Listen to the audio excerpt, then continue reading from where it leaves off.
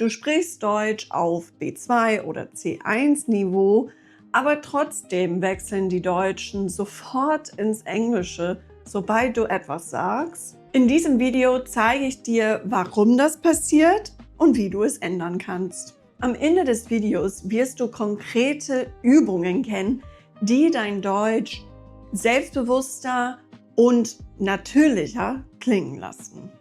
Warum die Leute switchen? Es gibt mehrere Gründe, warum sie Englisch benutzen. Sie wollen helfen, Missverständnisse zu vermeiden. Dein Wortschatz oder Grammatik stimmt nicht immer. Und das, was viele nicht erwarten, die Aussprache.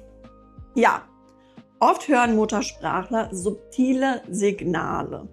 Das R, das CH, bestimmte Vokale und merken sofort, wenn es richtig und natürlich klingt oder eben, wenn das nicht der Fall ist. Dann switchen sie unbewusst ins Englische. Die Aussprache. Besonders auffällig sind das und das R sowie lange und kurze Vokale. Wenn diese Laute nicht klar und typisch deutsch klingen, dann klingt dein Deutsch fremd, auch wenn du grammatikalisch perfekt bist. Das kann dazu führen, dass dein Gegenüber automatisch ins Englische wechselt. CH-Laut. Das CH hat hauptsächlich zwei Varianten. Die erste Variante ist weicher. Wir nennen ihn Ich-Laut. Er kommt in Ich, Küche, Brötchen und 20 vor. Viele Lerner sprechen diesen Laut wie Sch aus. Das ist leider falsch. Wir müssen zum einen unsere Zähne weiter trennen und unsere Zunge weiter nach hinten machen. Also, Sch. So mache ich zuerst meine Zähne weiter auf und die Zunge dann leicht nach hinten. Sch. Und ungefähr da finden wir den Ich-Laut. Es klingt ein bisschen wie eine unzufriedene Katze. Also, lass uns das noch einmal vergleichen. Sch und Ich, okay? Mach mit. Sch, sch, sch, sch, sch, sch. Das kannst du sehr gerne auch alleine üben zwischendurch. Also beim Kochen, beim Duschen, beim Chillen, beim Spazieren, wie auch immer, so dass du genug Übung bekommst. Jetzt kommen wir zu der zweiten Variante, die ein bisschen härter ist. Wir nennen ihn Ach-Laut. Er kommt in Ach, Buch, Lachen, auch und Doch vor. Viele Lerner sprechen diesen Laut wie K aus. Die Zunge ist fast an der richtigen Stelle. Vielleicht ein bisschen nach hinten, aber hauptsächlich brauchen wir mehr Reibung und weniger Knack. Es klingt ein bisschen wie ein unzufriedener Teenie. Also bisschen mehr Luft, bisschen mehr Reibung, aber das ist die richtige Stelle. Also Ach. Lass uns das wieder mit K vergleichen und üben. K, K, K, K. Das solltest du auf jeden Fall weiter üben. Und jetzt können wir zwischen den zwei Varianten wechseln. Ich, Ach, ich, Ach, ich, Ach.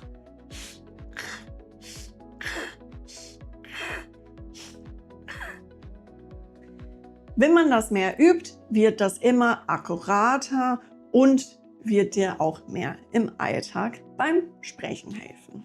Und Tipp: Immer bewusst auf Zunge und Luftstrom achten. Du solltest immer wissen, wo deine Zunge ist und wie viel Kraft du brauchst. Und vergiss nicht, dass CH auch andere Laute erzeugen kann. Zum Beispiel K wie in Fuchs, Chaos und Chemnitz. Sch wie charmant, Chef und Chance, also hauptsächlich Wörter aus dem Französischen. Und Ch wie in Chips, chillen und chillig, also Wörter aus dem Englischen zum Beispiel. R-Laut. Das deutsche R kann tricky sein. Es gibt tatsächlich 2 Rs auf Hochdeutsch, sogar noch mehr, wenn wir unterschiedliche Dialekte uns anschauen würden. Aber heute bleiben wir erstmal beim Standard. Eins dieser Rs ist sehr weich, also fast gar nicht da. Es klingt eher wie ein A. Das merken wir besonders in Kombination mit E. Also, er, der, aber, sehr, verlaufen, Lehrer, Mutter, erfinden, aber auch in anderen Zusammenhängen. Ihr, Bier, arbeiten, vorlesen und so weiter. Dann kommt das zweite R. Das ist nicht wie das spanische R oder das englische R, also passe auf. Das wird nicht mit der Zungenspitze gemacht, sondern ganz hinten, an einem Ort, den wir schon sehr gut kennen. Genau da, wo wir den Ach-Laut produzieren. Deswegen übe ich diese Wortkombination mit meinen Schülern sehr häufig. Ach, rot, ach, rot, ach, rot. Das können wir aber auch in anderen Lautkombinationen üben. Also ach, Brot, ach, trinken, ach, Sprache, ach, Rutsche, ach, rötlich. Hier ein paar Tipps. Wiederhole Wörter wie rot, Brot, trinken und alles, was dir schwerfällt. Achte auf die Vibration hinten im Hals. Sprich erst langsam, dann nach Übung schneller. Vokale. Kurze versus lange Vokale. Es gibt kurze Vokale wie mit, Bett und offen. Und dann gibt es auch lange Vokale. Miete, Beet, Ofen. Viele Lernende verkürzen oder verlängern Vokale falsch. Das verändert das Wort und signalisiert auch fremd. Übung. Lies Minimalpaare vor. Bett, Beet. Mit, Miet. Offen, Ofen. Wenn du die ganzen Regeln und Übungen zu kurzen und langen Vokalen brauchst, dann sag mir das gerne in den Kommentaren. Dann könnte ich vielleicht ein Video genau dazu machen. Kombinieren und Satzübungen. Jetzt kombinieren wir R, CH und Vokale. Zum Beispiel, wie im Beispielsatz, ich möchte noch ein Brot essen. Achte auf das R in Brot, auf das CH in ich und möchte und vergiss die Vokale nicht, wie in ich, ein Brot und noch. Mach es langsamer, dann schneller. Wiederhole mindestens 3-mal und dann nimm dich auf. Hör dir selbst zu. Klingt das natürlich? Klingt das deutsch? Woran musst du arbeiten? Diese Reflexionsübung ist so wichtig, so dass du selbst erkennen kannst, woran du am meisten arbeiten solltest. Und wenn das alles noch schwierig ist, ist das auch okay. Du brauchst einfach mehr Übung und vielleicht mehr Feedback. Du findest mehr Tipps in den Kommentaren. Selbstvertrauen erhöhen. Sprich bewusst und langsam, bevor du versuchst, schneller zu reden. Muttersprachler merken sofort. Wenn du dich sicherer fühlst, switchen sie weniger ins Englische. Nicht unbedingt nie, aber weniger. Und vergiss nicht, dass die Deutschen direkt sind und Direktheit wertschätzen sowie ein Stück weit erwarten. Sag also ruhig, wenn du Deutsch üben willst. Du darfst auch sagen, dass du lieber Deutsch sprichst, wenn du gefragt wirst. Und vor allem, wenn sie fragen, ob du lieber Deutsch oder Englisch sprechen möchtest, sage niemals, beides ist okay.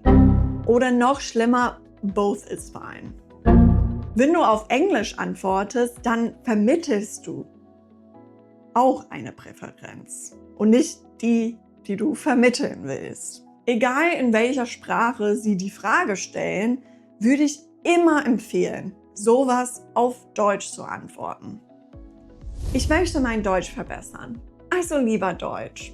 Und wenn einfach random geswitcht wird, darfst du grundsätzlich auch zurückswitchen. Okay, aber jetzt möchte ich von euch hören. Schreibt mir in die Kommentare, welcher Teil der Aussprache macht dir am meisten Probleme? Ich werde dann ein spezielles Video nur zu dem Laut oder dem Thema machen. Und wenn du meine wöchentlichen Videos zum Thema Deutsch lernen nicht verpassen willst, dann abonniere meinen Kanal. Auch nach B2 ist es normal, dass Muttersprachler manchmal ins Englische wechseln. Aber mit gezieltem Training von R, CH und bestimmten Vokalen kannst du das reduzieren. Bleib dran, übe regelmäßig und sei direkt. Und du wirst überrascht sein, wie schnell sich deine Aussprache verbessern kann. Bis zum nächsten Mal. Tschüss!